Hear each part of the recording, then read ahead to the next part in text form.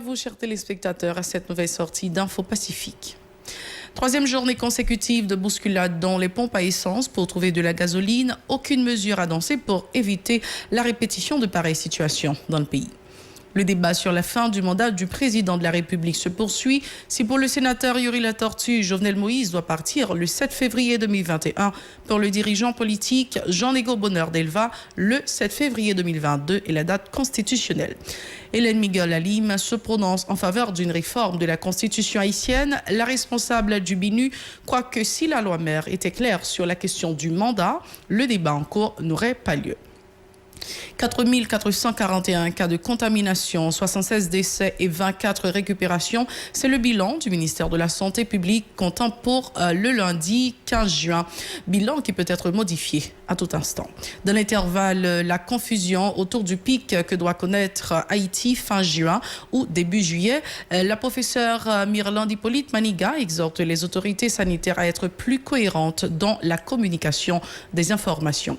Insécurité à Pétionville. Des individus armés non identifiés ont assassiné lundi soir Martine Lérisson, directrice de l'école Saint-Léonard, et son mari Lavoisier-Lamotte en leur résidence privée à Péguiville. Dans l'international, les États-Unis accusent Maduro de chercher à influencer les prochaines élections. Restez branchés, les détails c'est tout de suite. Nous sommes de retour après la pause pour vous présenter le journal en détail. Pour la troisième journée consécutive, des conducteurs de motocyclettes, de tap-tap, d'autobus et de voitures privées faisaient la queue pendant des heures dans les quelques rares stations d'essence qui distribuaient de la gasoline. À un certain moment de la durée, les plus musclés se sont engagés dans des bousculades pour pouvoir obtenir le précieux liquide. Du lot des policiers, des individus munis de récipients qui arrivaient facilement devant les pompistes. Cette nouvelle rareté de gasoline intervient alors que les autorités avaient annoncé l'arrivée de nouveaux stocks pour alimenter les différentes stations d'essence. Le coronavirus continue de se propager à travers le pays à un rythme inquiétant. La dernière publication du ministère de la Santé comptant pour le lundi 15 juin, il est rapporté 132 nouveaux cas de contamination, ce qui donne un total de 4 441 enregistrés depuis le 19 mars 2020. Le MSPP a également fait mention de 3 autres décès avec 76 pertes en vies humaines. Il y a lieu de s'inquiéter, d'autant que certains des responsables de la gestion de la COVID-19 en Haïti croient que nous sommes déjà dans notre pic de contamination. Madame Myrlande Hippolyte Maniga, qui suit de près la gestion de la COVID-19 en Haïti, dit noter une certaine incohérence dans les déclarations des différents acteurs. Elle conseille aux responsables concernés de veiller à la qualité des communications qui sont véhiculées pour éviter de la confusion, ce qui peut nuire à l'assimilation des messages par la population. Ce qui intéresse le plus le sénateur Yuri Latortue, c'est la gestion des fonds. Il annonce la publication d'un rapport sur les dépenses effectuées dans le cadre de la lutte contre la COVID-19 en Haïti. Selon l'ancien conseiller de Michel Martelly, les 3 piliers de la bonne gouvernance ne sont pas respectés. Le débat sur la fin du mandat de Jovenel Moïse, le sénateur Yuri Latortue soutient que la Constitution de 1987 est assez claire sur cette question. Se basant sur l'article 134.2, le président de la République doit partir le 7 février 2021, martèle l'homme politique. Jovenel Moïse veut rester au pouvoir pour faire quoi exactement, se demande Yuri Latortue. Le président Jovenel Moïse partira le 7 février 2022, d'ici Jean-Nego Bonheur d'Elva, le coordonnateur de l'Action démocratique pour l'intégration des masses. Il rappelle que la durée du mandat du président est de 5 ans, fixée par la Constitution haïtienne. Jean-Nego Bonheur d'Elva invite les personnes qui participent à ce débat à prendre le temps de consulter la Constitution de 1987. Jean-Nego Bonheur d'Elva. Nous-mêmes, Nadim, nous constatons qu'il y a un pile monde qui a parlé en pile. En pile vireron qu'a fait sous cause de ça. Cependant, tout le monde connaît bien, mandat président Jovenel Moïse a fini 7 février 2022. Les n'a regardé article 134-1, Constitution amendée, l'IDI et m'a cité, mandat présidentiel là, c'est 5 l'année que lié. L'IDI tout. Période ça a commencé et puis fini 7 février après date élection. Qui donc, si tout le monde a rappelé, première élection ancien président Joseph Michel Martelly t'est annulé à cause de troubles politiques qui étaient gagnés dans l'époque là. Élection qui mettait président Jovenel Moïse sous pouvoir t'est organisée 20 novembre 2016. Ça veut dire suivant constitution. Suivant article 134-2A, mandat présidentiel là commencé 7 février année élection yo. Là nous parlons de année élection yo, c'est année côté que résultat définitif yo te proclamé.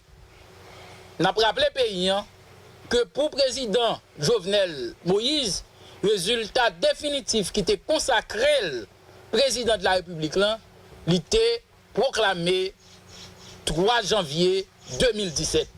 Donc c'est normal à ce que 7 février, qui c'est en date constitutionnelle, président Jovenel Moïse, il était prêté serment et c'est là que commence son mandat quinquennal. Toujours dans la même veine, Jean-Nego Bonheur d'Elva rappelle que les élections organisées en 2015 avaient été annulées pour cause d'instabilité politique. Le président Jovenel Moïse est issu des joutes de 2016. En clair, son mandat prendra fin le 7 février 2022.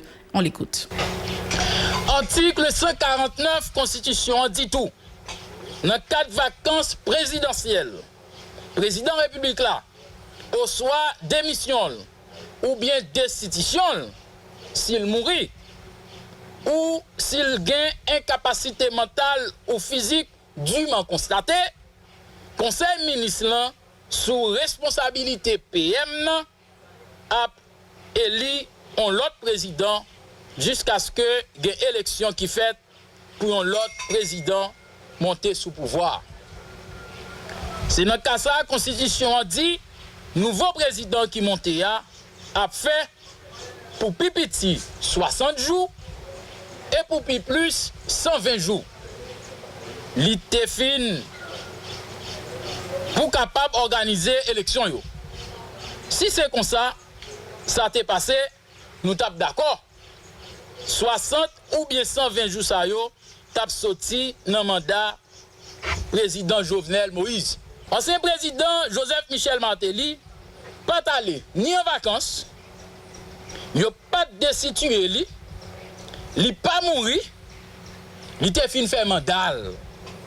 Après 5 années mandat là, il passé ancien président Jocelyn Briver que tout le monde connaît qui était élu par le Parlement, notre petit jouet coquin, monsieur Damio t'a fait pour te qu'un pays dans la labyrinthe, dans une situation difficile.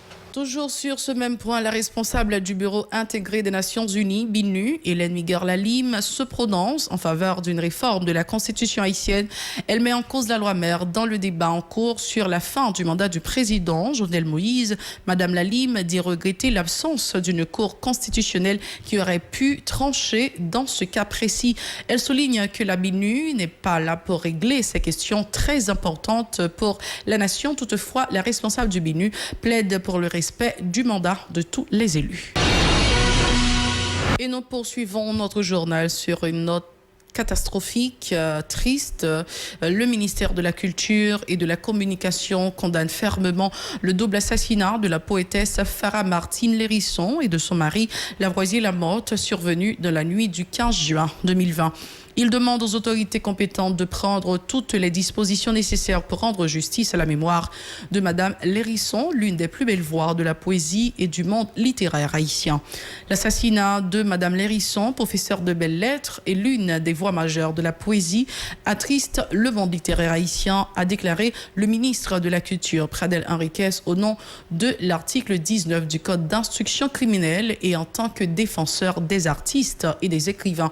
Le titulaire du ministère de la Culture entend solliciter directement les bons offices de la justice haïtienne sur ce crime crapuleux. C'est bien le temps de passer au journal international. Restez branchés.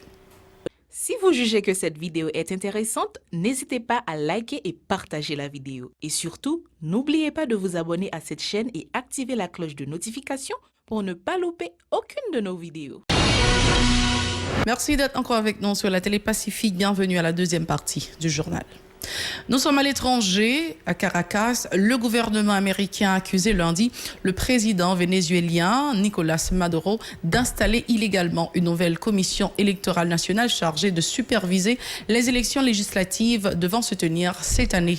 La Cour suprême vénézuélienne a nommé les nouveaux membres de cette commission la semaine dernière. Le chef de file de l'opposition, Juan Guaidó, avait alors dénoncé une tentative d'influencer le scrutin et avait signifié qu'il ne reconnaîtrait pas cette nouvelle commission. Il est prévu pour la Constitution que le Parlement désigne les membres de la commission électorale, mais la plus haute juridiction du pays a estimé qu'il n'y était pas parvenu. Juan Guaidó est reconnu par de nombreux pays, dont les États-Unis, comme le président légitime du Venezuela par intérim. Le secrétaire d'État américain Mike Pompeo a déclaré dans un communiqué que Maduro manipulait la constitution vénézuélienne et que la nouvelle commission ne parviendrait pas à rassembler les conditions nécessaires à la tenue d'élections libres et équitables. C'est la toute fin de ce journal, mais avant de partir, laissez-moi vous rappeler de nous suivre sur les réseaux sociaux, Facebook, Twitter, Instagram, YouTube ou encore radio-télévision-pacifique.com ou encore suivez-nous sur la chaîne 54 à Télé Haïti. Au revoir.